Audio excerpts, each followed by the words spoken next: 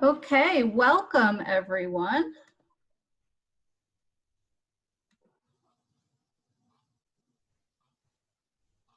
Welcome to the second installment of West Virginia Rivers Coalition Climate and Water Lunch and Learn series. I'm Autumn Crow, and I will be moderating this webinar. And we have, this week we have Dr. Omar Abdul-Aziz, an Associate Professor of Civil and Environmental Engineering at West Virginia University. He will discuss his work on climate impacts, increasing hurricanes and storms, and freshwater flooding in the coastal areas. So before we get started, just a few housekeeping items. This session is being recorded and will be available on our website. We are also live streaming on Facebook. So please make sure to mute your microphone during the presentation, and then following Dr. Abdul-Aziz's presentation, there will be time for questions. And you can enter them in the chat box on the bottom of your screen at any time. So without further ado, Omar, take it away. Thank you, Autumn, for this introduction, and hello everybody.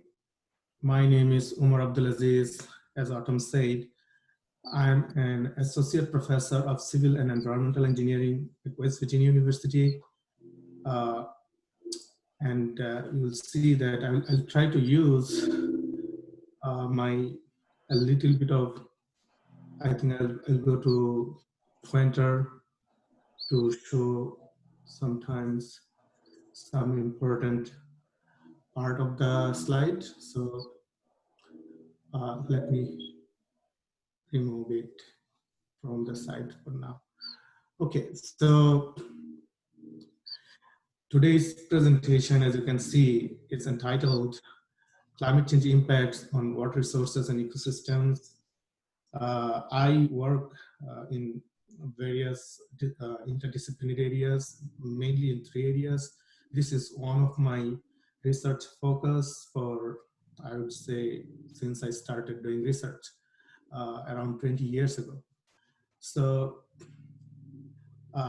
this is who I am. If you want, if I'm not looking good today, you can take a look into the picture. I look better than what I do today. So, so my lab is ecological, environmental, and water resource engineering. So I work under a broad umbrella, as you can see, but Omar, I'm sorry to interrupt. Can you move closer to the microphone? People are having trouble hearing you. Really? Okay, sorry about that. So I think I'm pretty close. Do you hear now? Otherwise, I'll go and... That's better. Yes, thank you. That's better. I can also try to increase my microphone volume to the highest level. Okay. Okay, I did that. So this is my lab, ecological, environmental, and water resource engineering, and this is my lab website URL. If you're interested, you can take a snapshot and then take a broader look in my work. Before I go to the main presentation, I know that Dick's inside.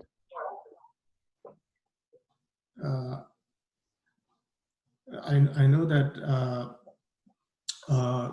this is a mostly non-technical audience, so I will try to be more, kind of big picture type presentation than nitty-gritty technical description. So another thing I wanted to tell you a little bit of my background.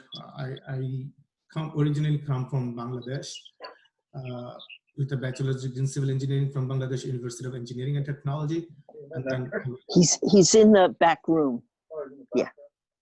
So, can you please mute your lines if you're? Can you please mute your lines? Thank you. And then I went to Canada to do a master's degree in civil engineering. That's where I started this work actually, University of Waterloo, and then I came to University of Minnesota Twin Cities to do a PhD in civil engineering. From there, I moved on to University of Washington, Seattle to do a research associate position. From there, I went to United States Geological Survey to do a scientist position. And from there, I went to Florida International University in Miami, Florida, where, today what I'm going to present, you will see that much of the recent work started there. And in 2015, I moved to West Virginia University with a better offer. So basically, that's my brief background. Okay, let's go to the presentation. Once again, climate change impacts on water resources and ecosystems. So I would like to give you a little bit of background relatively quickly. Carbon causes the atmosphere to trap heat. Basically, this is known as greenhouse gas effects. Carbon means, carbon dioxide, methane. These are the more known kind of major warming greenhouse gases. So what it does, once the atmosphere gets hit, traps heat, the air gets thinner, and the more thinner the air is, the more moisture absorbent it is. So what happens as a consequence, you get more precipitation, means rainfall and snow, or snow. It depends where you are, but increased snow mainly in the Northeast, Midwest, and Pacific Northwest, and increased rain pretty much everywhere in the US. So this increased rain and snow alongside increasing urbanization, we know that people are moving to cities more and more. So that is making cities larger, bigger, and more urbanized, more paved. So increased rain and snow with increased urbanization leads to higher volume of water gushing into the rivers. So basically what I'm trying to say is that if you have more rain and more snow and more paved areas, water does not get into the ground as much as it does in the natural areas. So you have more water that will quickly go to the river to fill the rivers, okay? So the overall result of this is increased flooding in the inland areas, such as, that Midwestern flood. We have seen that like Nebraska, Iowa, just a couple of months ago, what kind of disaster it caused. Now, this is, I just spoke about the last bullet about the inland areas. What about the coastal areas? Along the US coast, warming ocean temperature leads to more frequent and intense hurricanes and tropical storms. You know that if you are following the news, you know that more and more intense hurricane is being reported every year. It's just like 2017 Harvey, then not just Harvey, you had Irma, you had Maria, so many hurricanes, originated from the same ocean, Atlantic Ocean. The main reason is ocean surface temperature. Basically, ocean temperature is increasing and it's absorbing heat, and at some point, it cannot absorb heat anymore. It just releases it, and then it creates large storms, very large scale, very intense, very strong storms. Last year, Dorian, what happened to Bahamas, is like, part of Bahamas is basically decimated. So prior to that, you had Hurricane Florence, right? And that created havoc in Carolinas. And then Hurricane Michael, I believe it was also last year or so. It basically, destroyed Florida Panhandle. It didn't give much time. I don't know how many people died. The real numbers would never be reported, in my understanding. But the kind of havoc it's created is very difficult to escape. Those kind of hurricanes if you don't evacuate, and Hurricane Michael did not give enough time to evacuate. So in the coastal areas, what I'm trying to say, the result is increased freshwater flooding because hurricane brings a lot of rain, oftentimes a lot of rain. And sometimes hurricane stays stationary, it doesn't want to move, like Hurricane Dorian and Irma also. And then alongside, freshwater flooding, storm surges, that's like oceanic water coming into the land because of the low pressure and wind speed, sucking a lot of ocean water into the coastal areas, mostly in the Atlantic and Gulf. So more of my work, recent work, is focused on the large coastal areas. And you'll see that I'll start with my previous work to give you a broader picture, and then I'll conclude with my work in the coastal areas in recent years. So what I wanted to say is that climate change has reached a point in its arc where recent years can foreshadow the immediate future, basically can foretell the immediate future. Means in the last what happens in the last 5 years could be a good anticipation, basically, could be a good, could give you a good understanding what could happen in the next 5 years, okay? So this is happening all because of, in my understanding, with a lot of scientific consensus, that mainly because of warming temperature and warming climate and basically anthropogenic climate change, okay? All right, so as I told you that I'm going to give you a little bit background on my previous work, which will take you eventually to my recent work. This is, I did this work around 2004.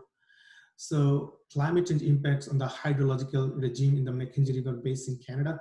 So this is like, a large part of Canada. You can see this is the river basin. Basically, this is a large watershed.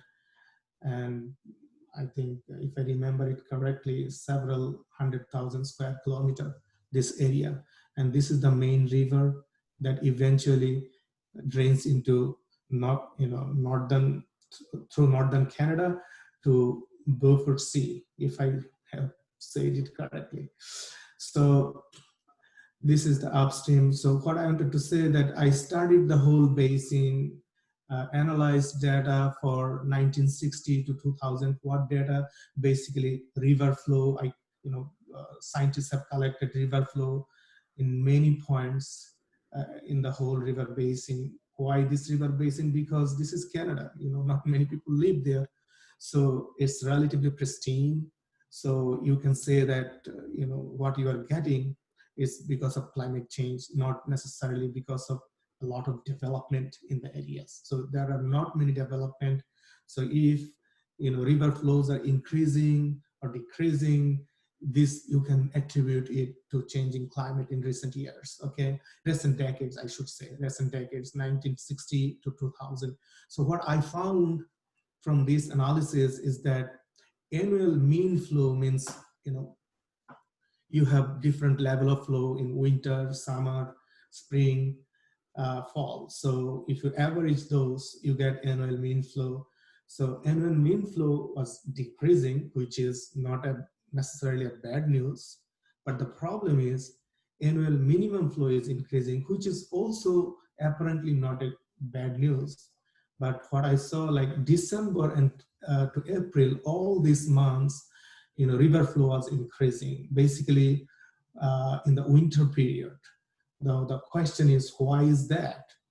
The answer is, you get, I also found snow was melting earlier in the season, like spring, okay? Very early in the spring, snow was melting. So overall, minimum flow occurs in the dry season, basically December to April. So what happens when snow melt occurs earlier in the year, you get increased flow in the winter, okay? So, or in the early spring, that can create flooding, okay? In Canada, flooding does not occur because of uh, uh, excess rainfall. It's rather because of excess snowmelt. So that's like, I just went to Canada from Bangladesh, and that's a tropical country. I know that rain causes flooding. And that was kind of a surprise to me as a graduate student, that, okay, snow also can do flooding, okay? So overall, the conclusion was that in this part of the world where precipitation is mainly dominated by snow rather than rain, what I saw was like rain was decreasing, snow was increasing, and snow melt was happening earlier in the year, and which was causing more and more floods in this area. Okay, so with that, I'll take you, that's Canada. So we live in the US. So I'll take you to the US. So this is the work that I did in the upper Mississippi River Basin, climate change impact in the upper Mississippi River Basin, okay? Now, this is the entire Mississippi River Basin. You see that this is one of the largest river basin in the world. And this is the upper Mississippi River Basin I'm talking about, starting in Minnesota and then draining through Iowa. And eventually, this river comes here and drains through New Orleans.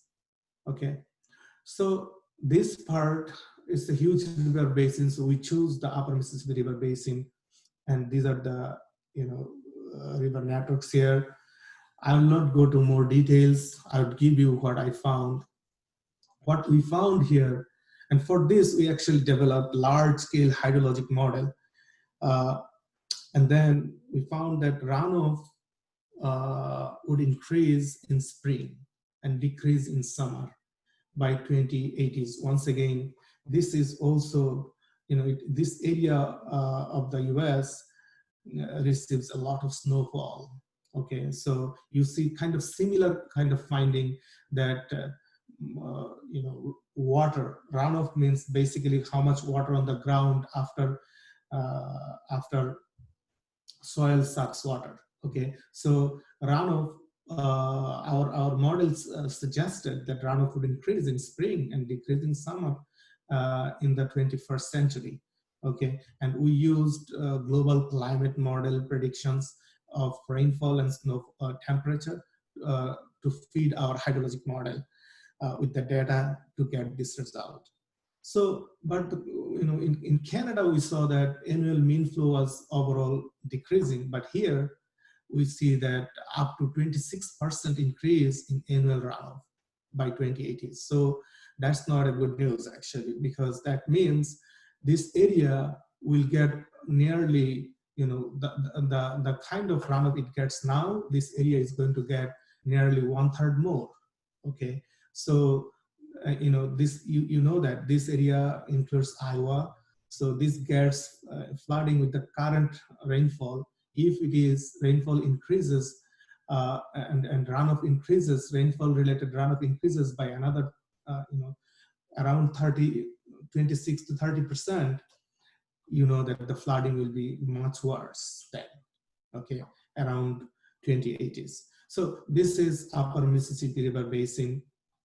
I hope I'm going slow enough for you to stay engaged. So, Autumn, you feel free to stop me if it becomes a little bit fast. So, with that, let me take you to a different kind of work that I did when I was at the University of Washington. So it's basically, that was like hydrology, right? How much water runoff you can expect under a changing climate.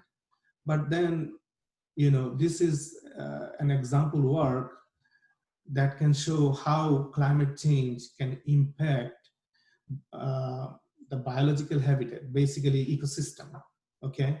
So if you see the writing here projected changes in 6 species of Pacific salmon habitat. I was a civil engineer, but I took interest in this work when I was at the University of Washington. As I said, there are 6 species of Pacific salmon that have, that makes $1 billion industry for the US.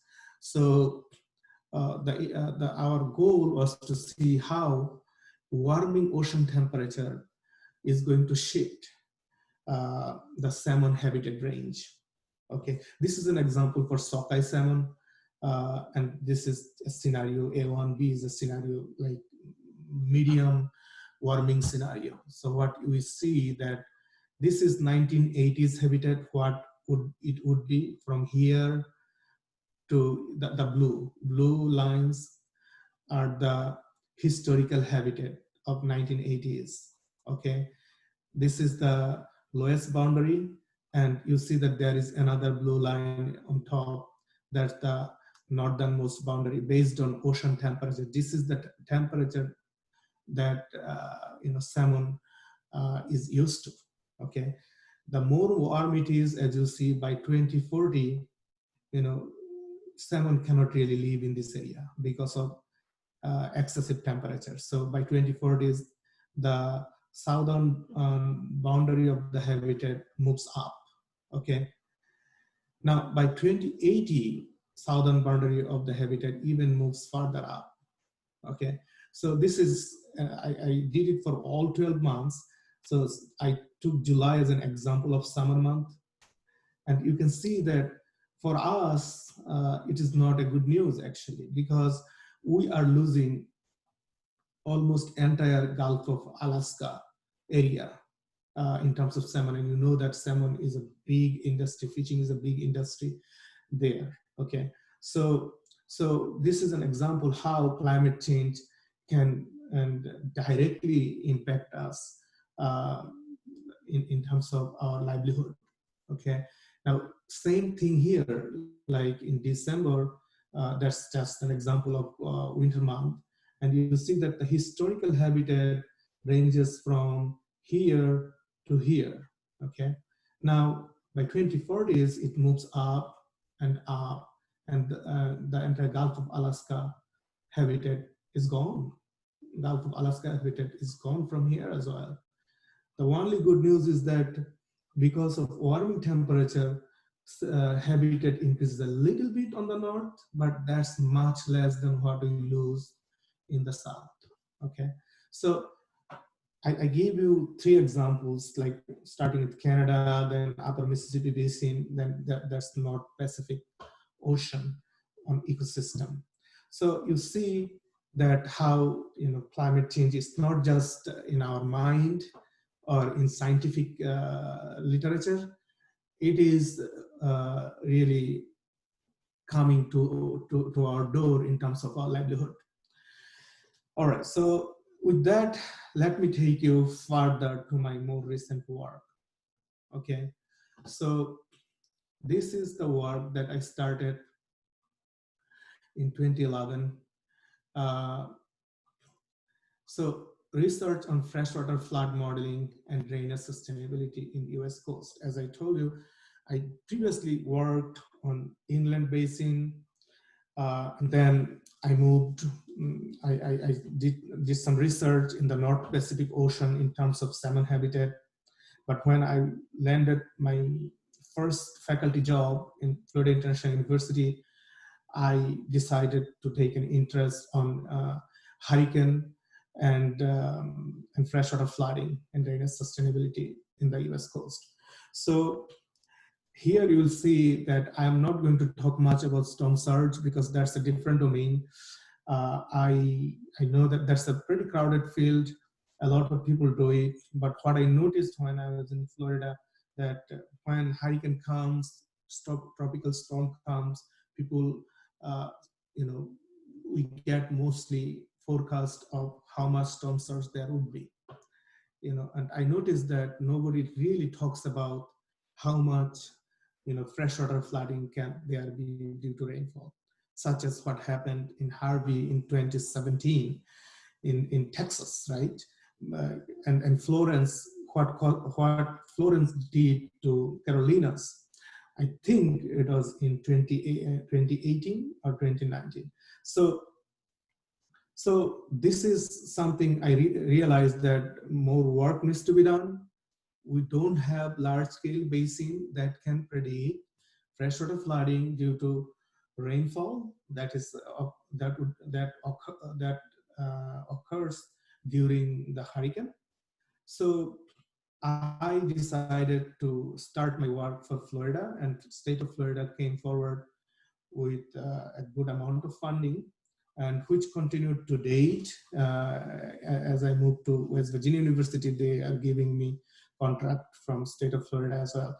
So I divided Florida, you can see that, into 6 large basins. This is basically, somewhere here is Miami here, and then Fort Lauderdale, you move Boca Raton, and eventually you go to West Palm Beach. If you're familiar in this area, this is the Florida City area, and this is St. Lucie estuary here. And then this is one basin, and this is approximately 9,000 square kilometer. And then this is Kissimmee River Basin. You have Orlando here. And then this is Lake Okeechobee. This is the largest freshwater lake in Florida. And this area is Everglades. So this is St. John River Basin. Jacksonville is here. And the funny thing is that Jacksonville, St. John River is one of the rare river in the world, like Mackenzie. So it starts from the north, and then it eventually drains. Sorry, it starts from the south. It eventually drains to the Atlantic Ocean through the north, so through Jacksonville. So this is, we call it Tampa Bay Basin. Basically, Tampa is here, and then we have a large basin here. This is Suwannee River Basin. Suwannee River starts in Georgia, but we only model the Florida part of it because of the funding comes from state of Florida, so we had to limit our work within Florida. So this is Northwest Florida Basin, we call it. So you see 6 basins here, and then you have many barrier islands here. These are Keys, and eventually you go to Key West, and you have many barrier islands here, and then you have Miami Beach here. So, and there are many barrier islands that we did not necessarily show here, but we have 5 more basins for barrier islands. Basically, one basin for Keys, another basin for Atlantic coast, and then one basin for Southern Gulf, another basin for Northern Gulf. So together, we have, and then we also developed a model for Everglades. So together we have 11 models that my team developed in the last 5 to 6 years. So we used, I assume you're not familiar, but this is a hydrologic model previously developed by United States Environmental Protection Agency for very small areas. Then I took interest in this, and I took it to large scale basins to develop freshwater models. Okay, and this is, as I said, this is around 9,000 square kilometer. This is around 30,000 square kilometer. This is a little larger, and I would say around 35, and this is probably around 40,000 square kilometers. So these are scales. I mean, these are so large, and developing a model at such large scales with SWIM is kind of like a lifetime of work. Okay, so what I did is, like, we had to process a lot of rainfall, land use, land cover, urbanization data, and so it comes to big data analytics. And then you have to also understand the hydrology of this place. So in other words, this takes years to develop just one model. So I have many people who worked for me in developing different models here. So So what we eventually do, like, we try to first predict the historical hurricane related floods. And then we also simulate 50,000 hurricanes that could come into the future, okay? And then what is the ultimate objective is basically you can use this model to predict floods, and then you can determine whether which part of the area is more vulnerable to floods based on drainage and elevation and land use. And I use climate change, land use, and sea level projections into the future by global climate model and relevant agencies as input to my hydrologic model to see how runoff will change in different parts of the basin, and that will indicate in a higher risk of flooding or lower risk of flooding in different areas. So I already gave you an overall description why I was doing that. This is, I just wanted to show you, this is another project that I'm working on. This is one of my NSF project that focuses on only south is Florida. They have funded me to see, because it's a large team, so I gave hydrologic model predictions, and I tell which areas are has more risk for flooding. And then I have people from computer science, economics, and transportation engineering. They determine how to evacuate people from the more risky areas, and then economists determine what would be the cost of evacuation or sustainability planning under different options. Like you can evacuate in different methods, different roads, and then you can make a decision which road would be optimal in terms of cost. And you can also plan for the future how to reduce flooding. Do I put a pump here? Do I put a seawall here? Do I elevate houses here or roads here? There are different options. And these are economic centers of the US, like Miami, Fort Lauderdale. These are very important economically to the US, and a lot of investment are going there to save this area from permanent inundation under a changing climate. They are already seeing the effect. Oftentimes they get flooded because of high tide and rainfall. So this is one focus of the NSF project. Another focus is that, after Harvey, I proposed to NSF to develop similar hydrologic model for the entire South Texas area. Basically, this is San Jacinto River Basin. You can see that this is Houston here.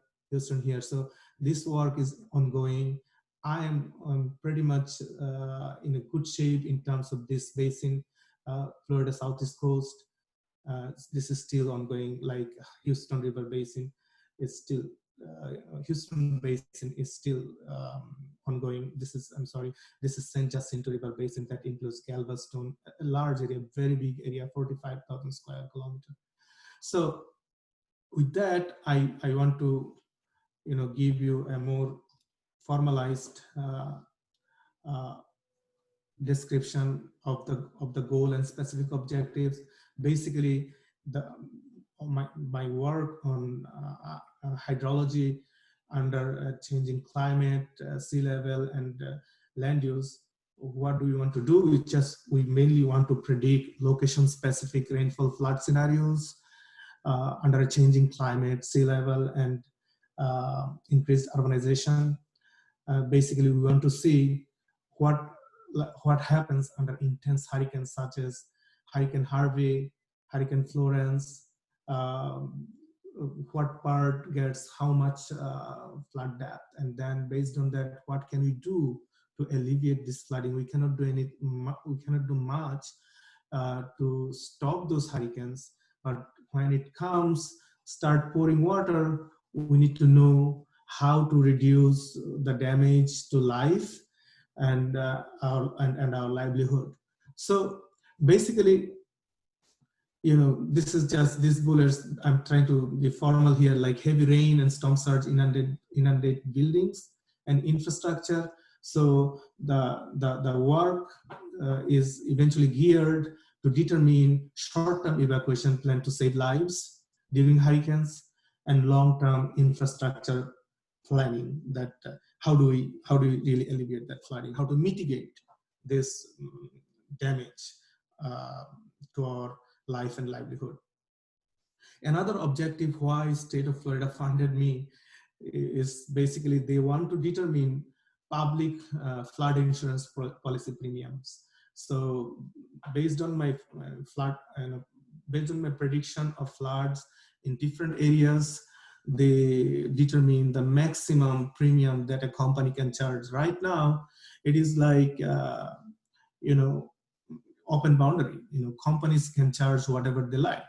So state of Florida, therefore, is funding us to develop a public model that will determine the maximum premium. Like a company cannot charge more than that. Okay, so this is another objective of this work. So with that, if I move on, I want to show some results that I got relatively quickly. For the Florida Southeast Coast, once again, this is Miami. This area is Miami, Fort Lauderdale, and then eventually you move up, you go to West Palm Beach, and then this is St. Lucie, and this is around Homestead, and this is around Florida City. So what I wanted to show you that this is by 2050, what happens. RCP 4.5 is just a scenario of rainfall projections. Okay, rainfall and land use projections. So what you see that the red is like more increase in runoff depth. Okay, like you see that it goes up to, I would say 900 millimeter. So around Miami, this is Miami River Basin here. By 2050s, you see that runoff can increase up to 3 to 4 feet, which is equivalent to 900 millimeter. So that's a lot of water. Okay, so I mean 3 to 4 feet in addition to what happens now. So what happens now can create flooding, and it does actually. I lived in Miami. I saw that if it rains for 6 hours, water accumulates. Water cannot drain as fast, and it creates a havoc, for several square kilometers. So on top of that, if you have 3 to 4 feet of water, and that means it will be a total devastation. Okay, then you see that, as I said, red means more risk areas for flooding, and yellow means lower risk areas of flooding. But yellow is still enough, So this is what happens by 2050s. After 30 years, you can look at 2080s. There's similar kind, but a little more. Okay, so the risk areas are kind of similar. Okay, except that it increases, the flood depth increases a little more, and the more areas comes under consideration of more risk areas. So overall, I have seen that more than 100% increase in basin runoff over the total basin. If I average the increase and compare with with the historical basin runoff, it turns out that over 100% increase by 2050s and 2080s. Okay, which is not a good news. Means right now, we know that Florida's thriving urban centers, right? I mean, economic hubs. Now, I wonder sometimes that is this going to be paradise, or you just run for your life if you are a wise man? So we'll see. So with that, I'll move on, and I'm kind of near the end of my presentation. I just wanted to share with you that this work, my work has been highly publicized. in national medias. In 2017, after Hurricane Harvey, Miami Herald reached out to me to basically, they asked me to run my model for Southeast Florida and say that if similar kind of, and show them if similar kind of rainfall like Harvey poured around over 40 inch of rainfall in Texas. So they were very nervous that Irma was approaching at that time. It was projected to bring a lot of rainfall. So what would happen in Southeast Florida, Miami, Fort Lauderdale? So I ran my model and then showed them what could happen, basically how much flooding can they expect if it brings 40 inch, 30 inch, 20 inch, and 10 inch rainfall. I gave them 4 scenarios. So then they made a big article actually. What does 40 inch of rain look like in South Florida? This scientist can show you. So it was kind of flattering for me, but that was the first, I should say, national coverage, and 30 plus newspapers across the nation picked it up. Associated Press picked it up. So Los Angeles Times, San Francisco Gate, Chicago Tribune, I believe, and a lot of newspapers across the nation. So I just wanted to share with you. And more recently, this is the most recent one, Mississippi Today newspaper approached me, and they interviewed me, they published an article, A Flood of Catastrophe. If you're interested, these are the links. And this was a very well written article.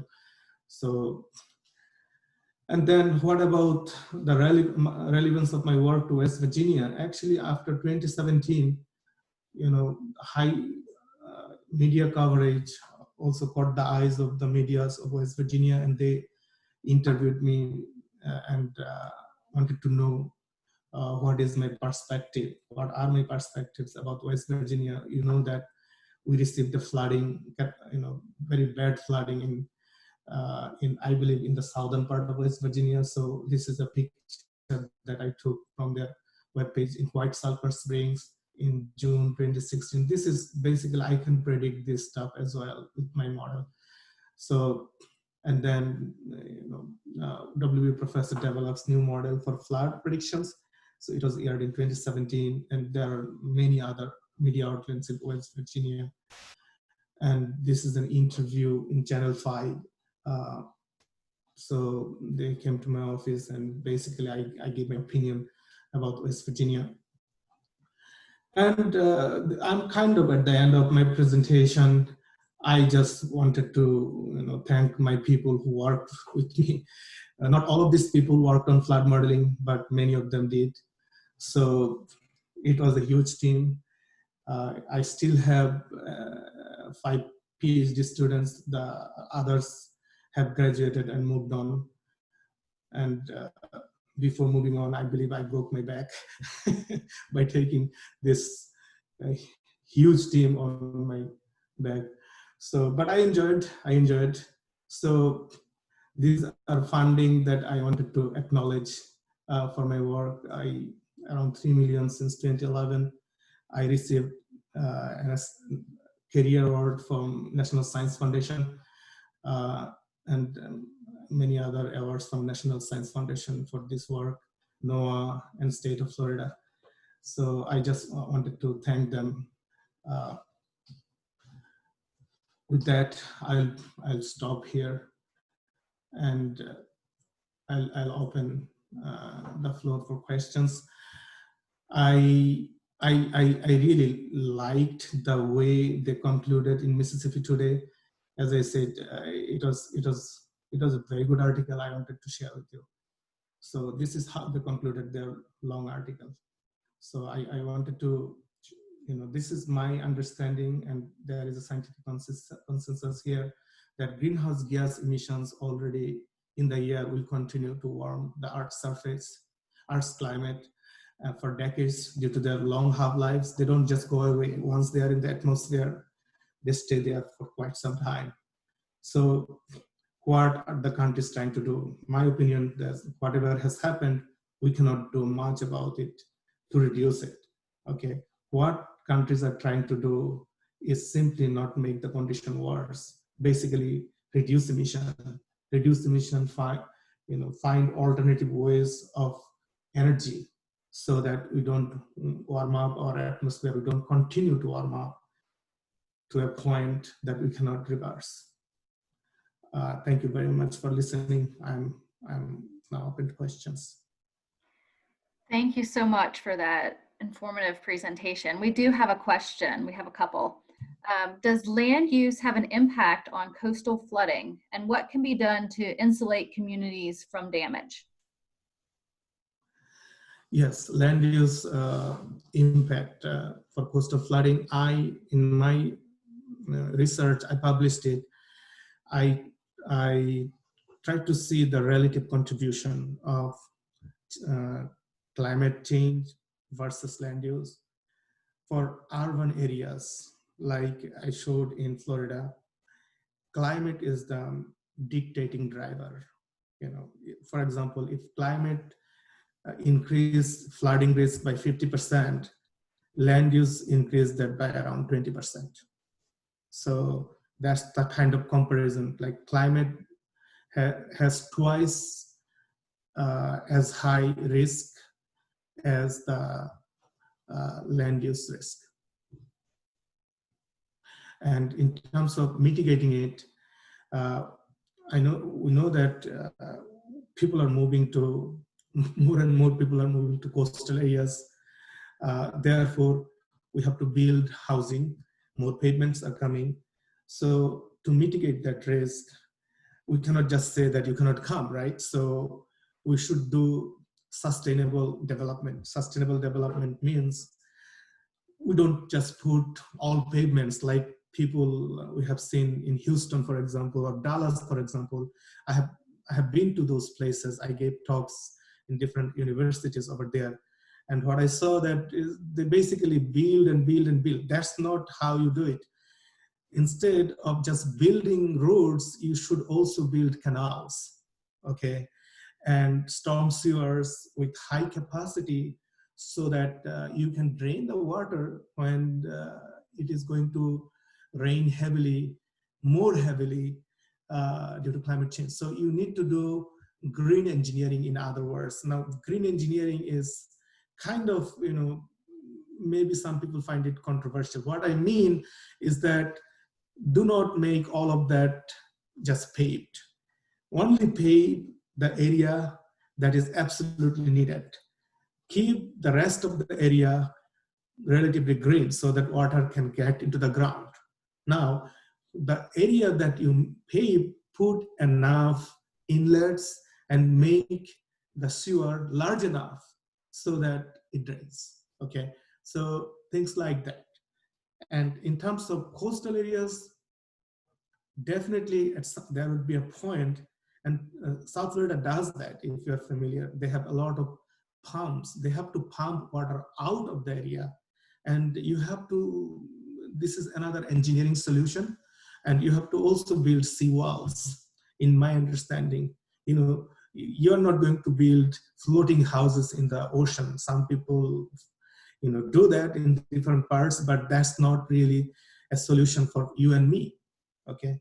The solution would be, public solution. There has to be, because we cannot afford floating house, right? So, government has to invest in public infrastructure like seawalls and stormwater infrastructure, drainage infrastructure. Thank you. Another question, is there more details on the models for West Virginia? Not right now. West Virginia, I have not received any significant funding to develop it. So, but have I applied? This kind of models, question is, I have not yet applied for large scale funding for West Virginia because it's a large state. I can develop model for the whole state. But question is, do I have the money for it and investment for it? Because usually it takes several years, like up to 5 years, and a large team. So I'm thinking about it. Typically, state has to come forward with some investments so that I can develop a working model and I can go to federal agencies like NSF that, hey, I have this model, state funded it, would you be interested? So I have been to West Virginia for the last 5 years. I have not seen an avenue. Maybe I'm not in touch with the right people. So once I find that avenue, I plan to invest my time and energy and develop model for West Virginia and then go to federal agencies that this is a working model. I need to do more. Would you please fund it like I did for other areas? Okay, another question, and this could probably be a whole presentation, but can you provide a little bit more detail about the carbon cycle? Yes, hurricane cycles, I did some work, I did not show it here today. Over entire Florida, I wanted to see the extreme rainfall regimes, whether it is increasing or decreasing, and how the number of extreme rainfall means basically they are related to hurricanes and tropical storms, whether it is increasing or decreasing per year. So what I have seen is that small duration rainfalls are rather decreasing, like 1 hour, 2 hour. In other words, small magnitude rainfall, they seem to be decreasing in the last 40 years. Okay. But when I talk about when we aggregated that rainfall for 1 day rainfall, 2 day rainfall, 3 day rainfall, 4 day, 5 day, 6 day, 7 day, what was kind of very interesting and kind of alarming was that the high magnitude rainfall event that's increasing in the last 4 decades, or 3 to 4 decades, they are increasing pretty much all over Florida, with some exceptions. Okay, that means large scale rainfall in Florida mainly occurs because of hurricanes. So that means hurricanes are increasing. Okay. Both in magnitude and frequency. What we concluded from that study that extreme rainfall are getting large scale, large duration, long duration extreme rainfall is getting more intense and more frequent. Okay, we have a few more questions. We'll try to get to them.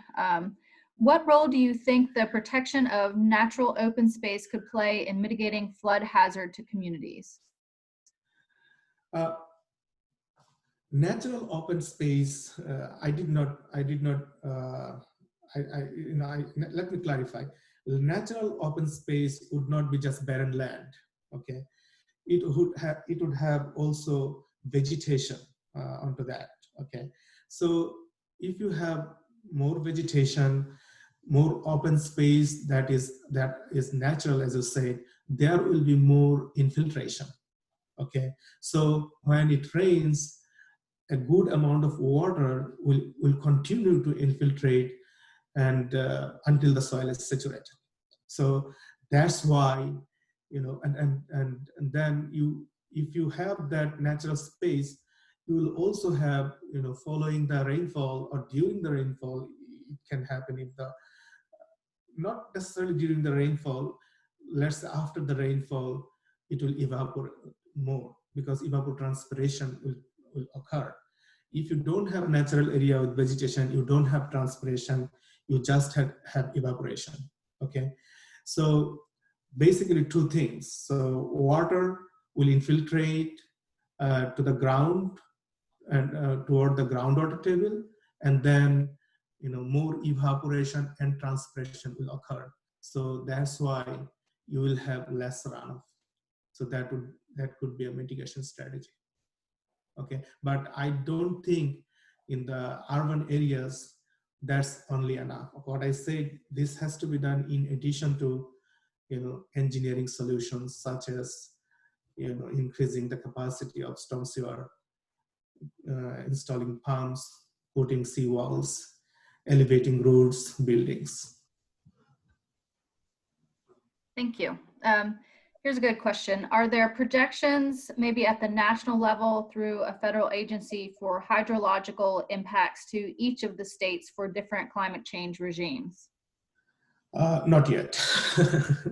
I know that NOAA is trying to work on it, but it's the country scale work. I tell you what, Florida, it probably took a big part of my, life energy to develop that.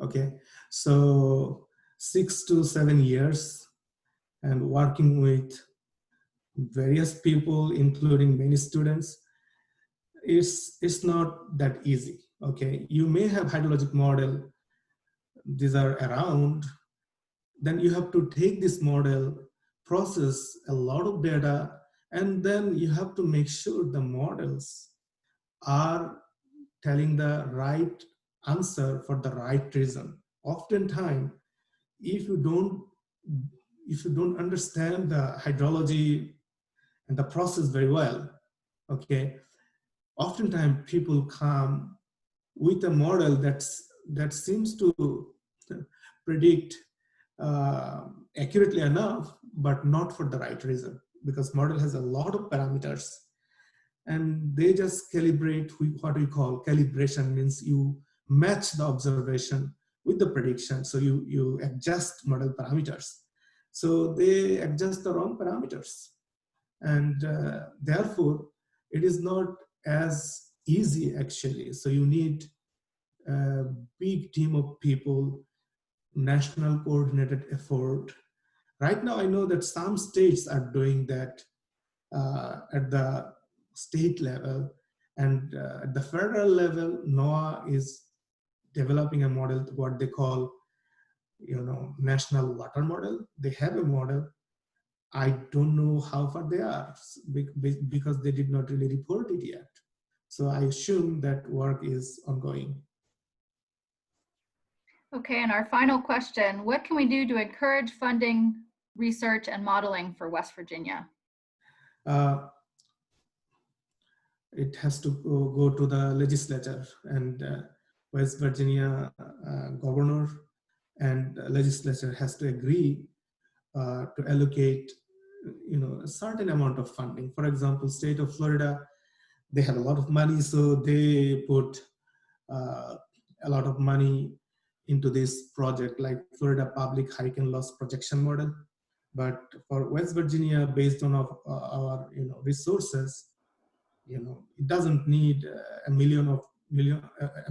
It's actually, I can try to develop a model if I get around $100,000 to $200,000 per year. So maybe 5 years, 500, something like that. So it has to come from the state legislature again.